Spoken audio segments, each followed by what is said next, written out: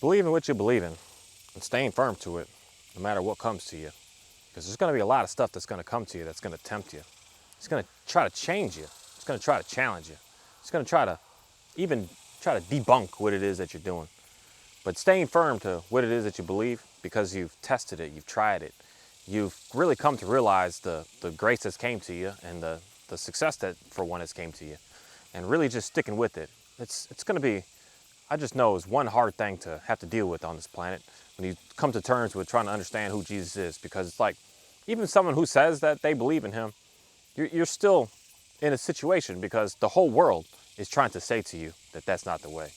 That is the way of destruction, that is the way of death, that is not a way of love, that is a way of devastation, and Jesus is not the way. And for me today, I just want to say and be very firm about what it is that I have to say and retract some old things that I've said, that I've got to make sure that I say this in a 100% way that I've known and found and come to see it in my life and in other people's lives that I listen to, and other people's lives that they've listened to, that Jesus is the way and Jesus is the only way.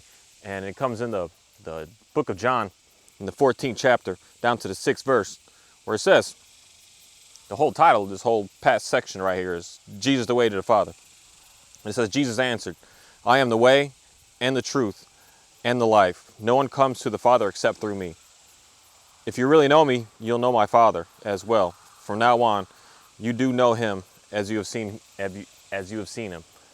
It's something very interesting to me, because I said something one day that, we all have our own ways to be able to get to God, and God is one God, and every way leads to that same. And that's a 100% false, I'm going to say today. That is 100% false language that I was speaking one day. That today I have to make sure that I'm very firm with what it is that I do believe, and stick with it and stay with it and be on it no matter what is said to me, no matter what comes to me, no matter what I even see from anything else. That I've been seeing some things and hearing some things today that have been really, really challenging me. I got to do something right now. Hey, Johnny. I figure I'd do a 2-in-1 today. Come here. Sit. And sometimes there's going to be people that are going to come to you that are going to try and challenge what it is that you do and say that that isn't right, and there's no way that that can be right, because look at this Bible. Everything on this Bible is fake. It's false. It can't be real. There's something wrong with it. Look at him. He's killing all these people in this Bible. Come here. Get up. Here. Stand. Come here. Come here. Come here. Johnny. Come here, boy. There you go. And something that a lot of people are going to try to come to you and try to stab at you about what it is that you believe and what it is that you do. And today, this is something that I'm going to say is a phenomenal thing about this specific dog. I like this dog so much. He's so nice. He's so great. But there's one issue that he's got. And that issue is every year you gotta pluck him. You gotta de-shed him, and you gotta do it every day for at least a month, or he's gonna have hair everywhere all the time. But that comes down to two different type of people. One person that looks at that as maintenance, and another person that looks at that as, this is really fun. And to me, I enjoy grooming, cleaning, bathing my dogs. Something that is super fascinating to me, so I don't mind doing this. But for the next person who's ever able to be able to work with this dog, that hopefully a lucky person will be able to have him, you're going to have to groom him every year, every day, once a day for a whole month at least, every single day. You're going to feel like you got an endless amount of hair. So that's why I'm going to sit here and do this while I talk about Jesus right now. Because I've come to realize there's something that I've changed with what it is that I'm doing, that it makes sense to me, and I was praying and asking about it, and in reality, I feel like I got the confirmation of the sort of change that I've been making with what it is that I've been doing.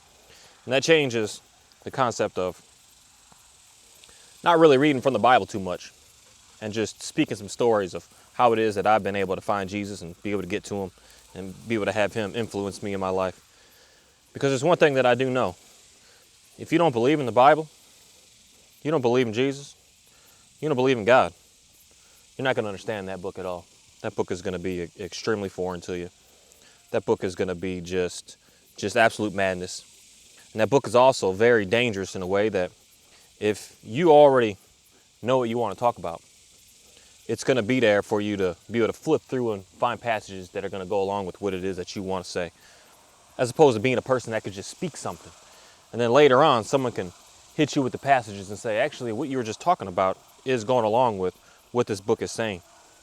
It's something that I just know is very, very powerful with someone who's able to speak and able to speak a really good message without having to use the Bible. But then when you go and cross-reference what they say, it's like they were talking the Bible.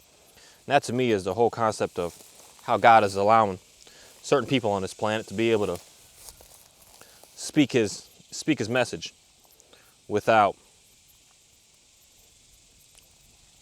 the need of being manipulated. Because you can't manipulate when you're just talking, when you're just speaking. When you got the Spirit inside of you, you can't manipulate. You got to just speak it. You got to just say what it is that's on your heart.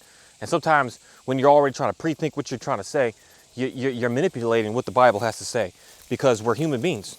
And we're going to constantly keep over and over looking at that book and thinking that you want it to go with what it is that you want it to be.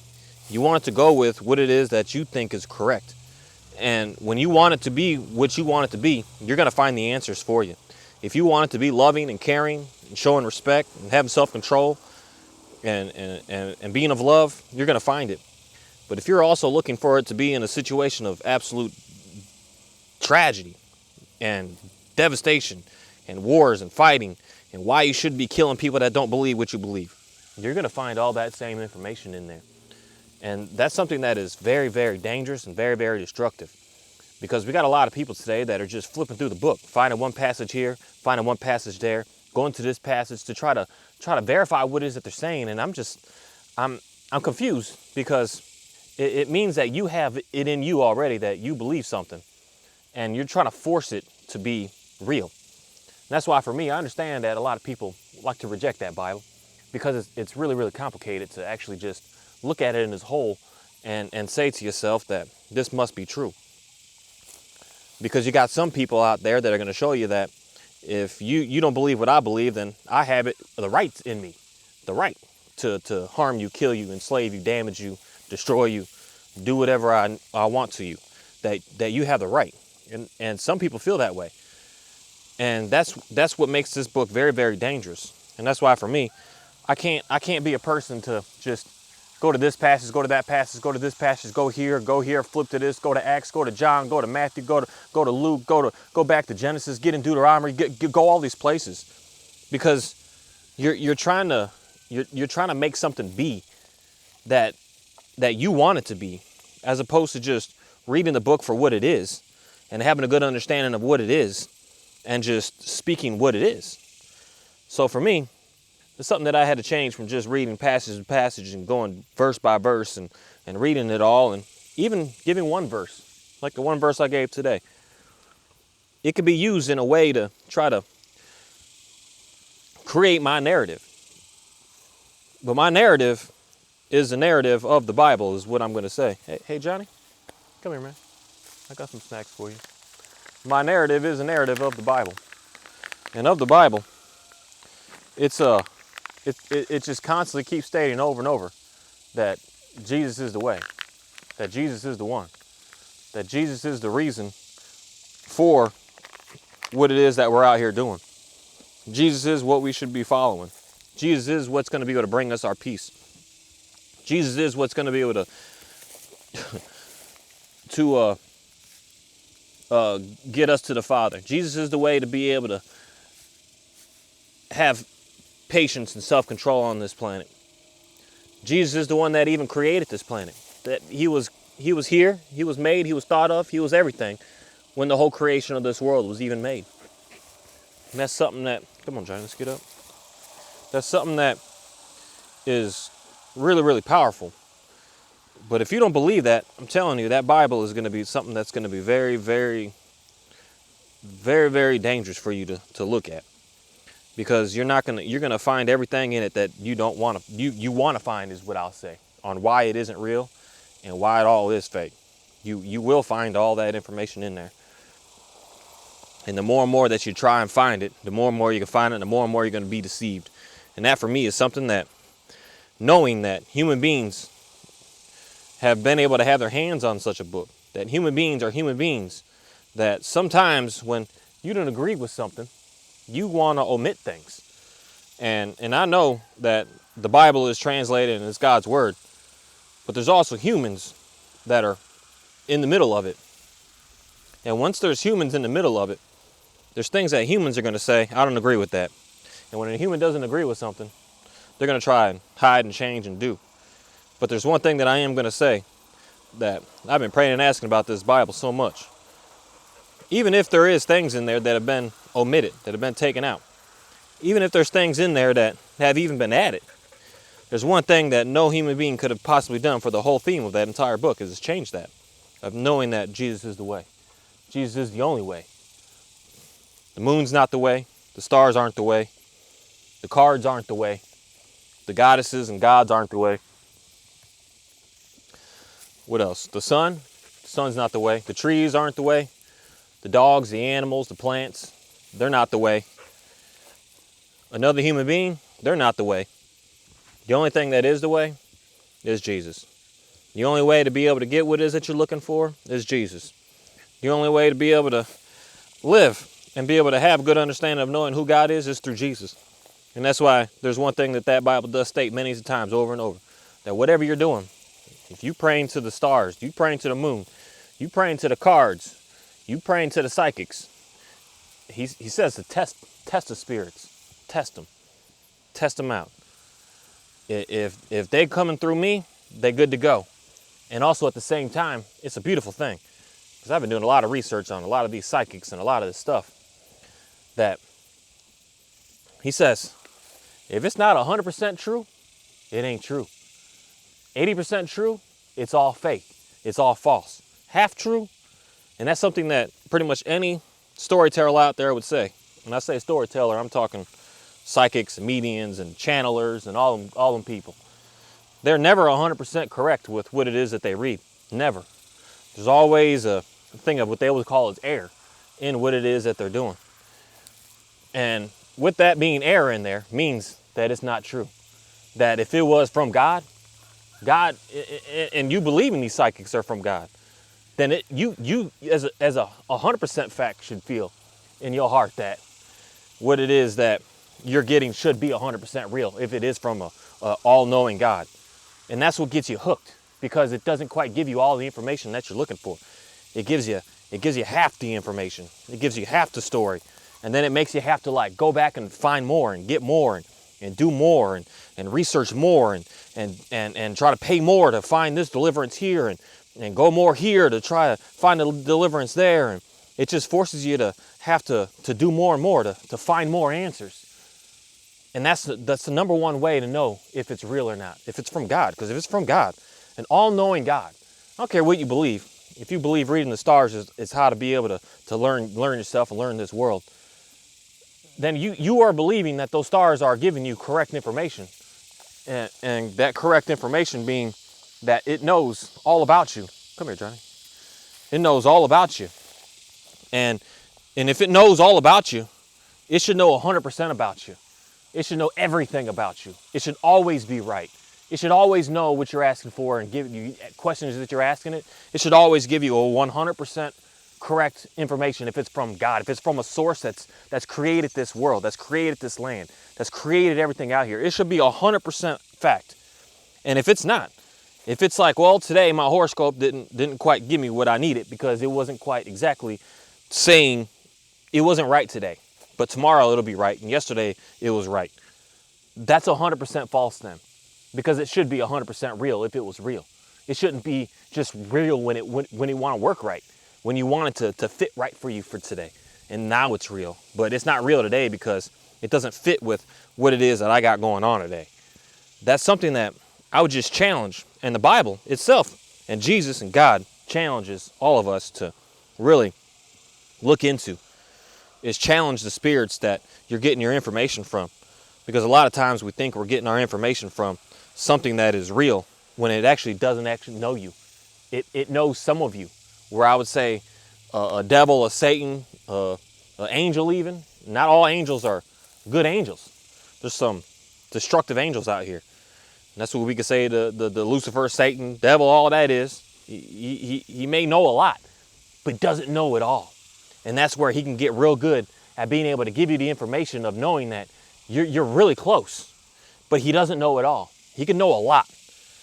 And that's what you have to start testing and challenging, is that a lot that he knows. He may know a lot, but he don't know all of you, where God knows all of you. He knows everything about you. He knows everywhere you've gone, everything you've done. He knows everything. He knows everyone in your life. He knows all the generations. He knows everyone that's been sick and passed away. He's known everything.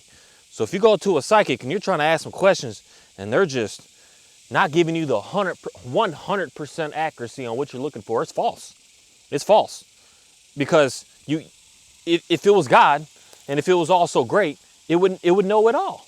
They would know everything about you. They would know. You would go in there with questions and they'd be able to give you all the answers. But they don't know it all. And they never will. And they never will. They never will. And that's a 100% matter of fact, that they'll never know it all.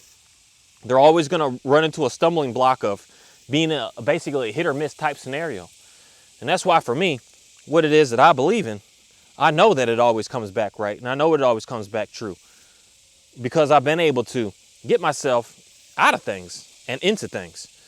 Mainly out of some things that I've been really, really struggling with.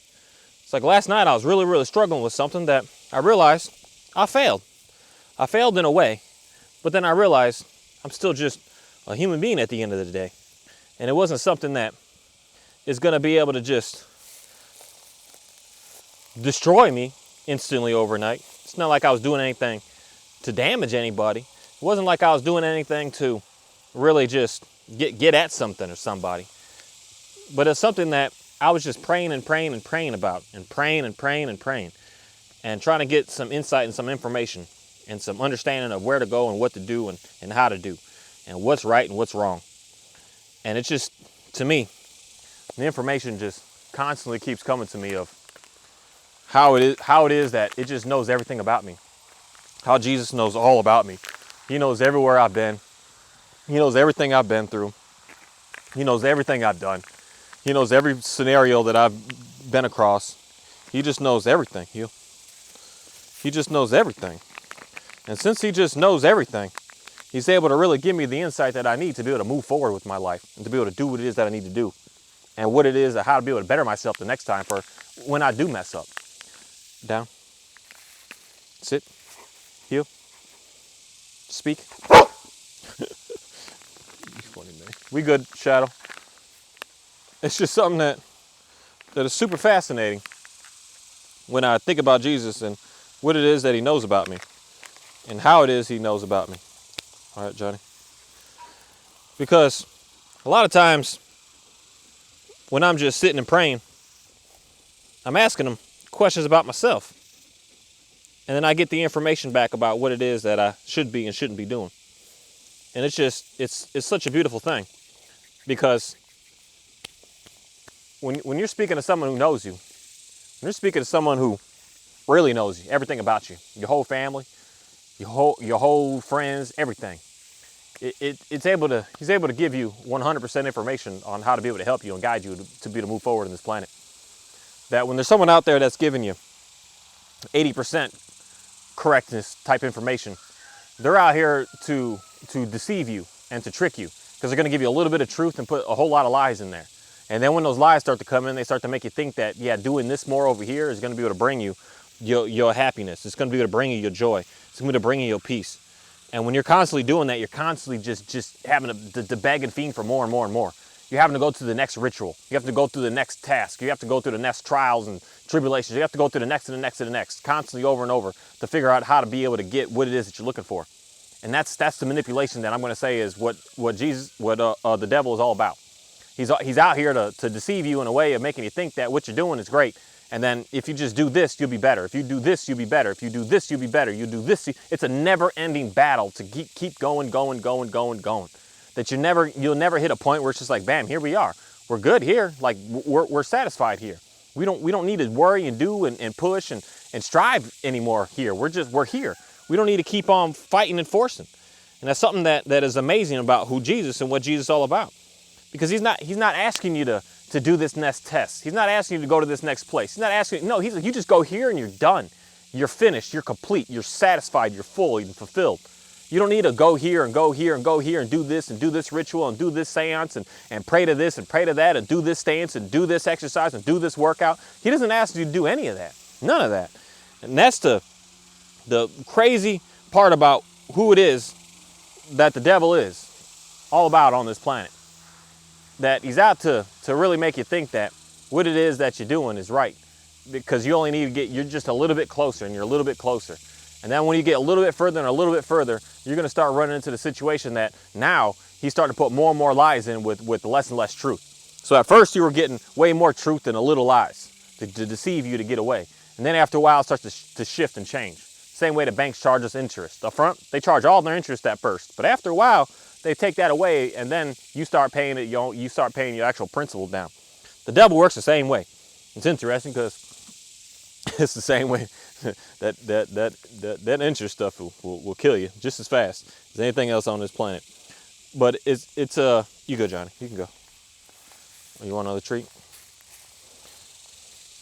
It's very interesting because at first he's going to give you some truth to make you really get sucked into it, to make you think that he really does know you and really is able to help you and really is able to do something for you. But then you're going to come to a time that he's going to start giving you more and more lies. Then you're going to start to get further and further away. Then you're going to start to get yourself stuck into the situation.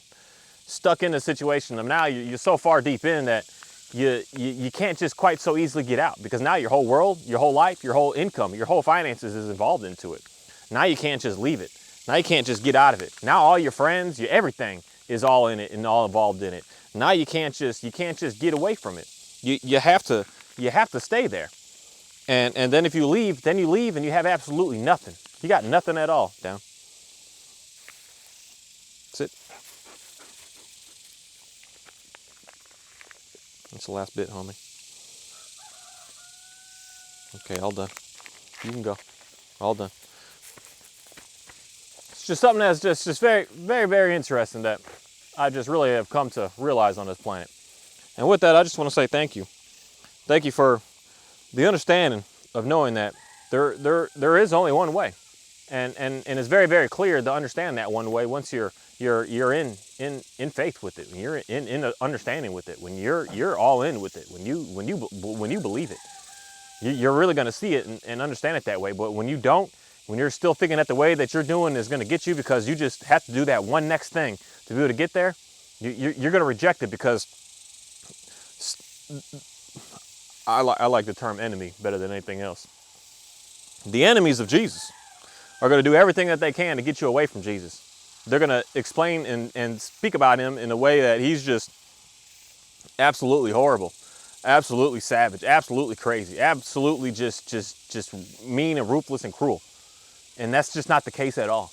That I am going to say there's going to be something very interesting that happens when you do start to get closer to Christ and start to understand exactly what he is and what he's all about. Is there are going to be some challenging things that are going to happen to you. But it's not because he's mean and he's ruthless and he's wrong. But he's going to start to put inside of you a level of discernment, a level of confliction. He's going to start to put something inside of you that's going to start to make you look at the things that you used to do, that you thought were fun, that you thought were okay, that you thought were great, are going to be, it's going to make you not want to do it anymore. And it's going to give you a sense of guilt if you do want to still keep on doing it, as opposed to getting away from it. And it's not a sense of guilt that's trying to harm you. It's of love to help you get away from some things that are damaging, to move into something that is great. And that is something that I know a lot of people get challenged with, where they're just like, I love my fun, I love my openness, I love being able to do what I do. But I know you don't like the fact of feeling helpless and lonely. I know you don't like the fact of feeling just depressed and anxious. I know you don't like those at all. But you like the devices that you do that are bringing you there, but you don't like that overall end state that you're in. You want to figure out how to be able to get out of it. You want to figure out how to be able to do something different. You want to figure out how to be able to get somewhere different. And the only way to be able to get somewhere different is having a good understanding of knowing who Jesus is and what he's all about. And that's all I could say on that. And I'm so thankful to really just know that.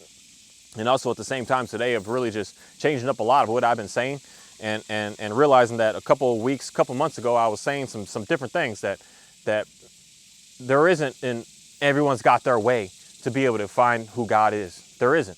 There's only just one way. And it was a phenomenal example of something that was said to me that really makes sense to me. It's the idea of adultery. And that's how God is going to look upon everything out here. He's going to look upon you trying to pray to other gods and pray to the moon and pray to his own stuff as adultery. And the example how she said it was just so powerful, because she's like, how does it make you feel when your spouse just is emotionally and sexually involved with somebody else? Like, how does it make you feel inside? Does it make you feel so great? Like, oh, that's cool, I'm all right with it. Or does it really just get deep inside of you that just really harms you?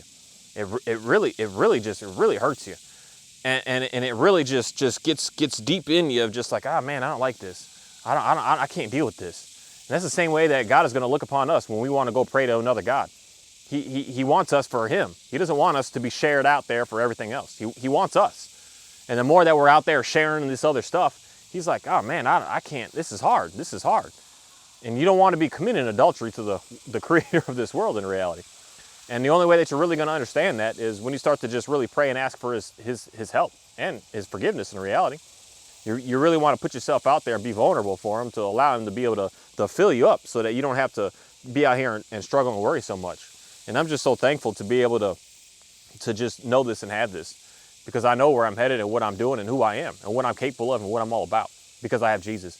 And that's something that I know is very, very powerful, that I would wish that more and more people were able to understand that. Thank you.